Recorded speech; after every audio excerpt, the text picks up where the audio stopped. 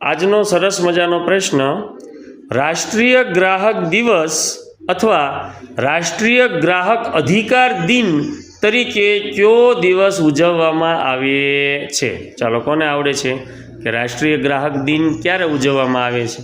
બોલો તો વિદ્યાબેન. 26મી જાન્યુઆરી.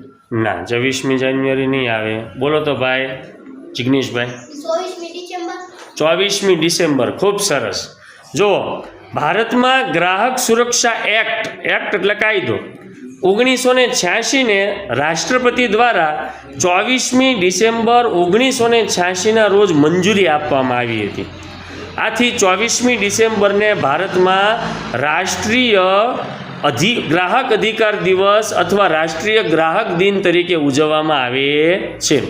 જો વિશ્વ ગ્રાહક દિવસ ક્યારે ઉજવવામાં આવે ખબર છે? 15મી માર્ચ. પણ આપણા રાષ્ટ્રીય ગ્રાહક દિવસ ક્યારે ઉજવવામાં આવે? 24મી ડિસેમ્બર.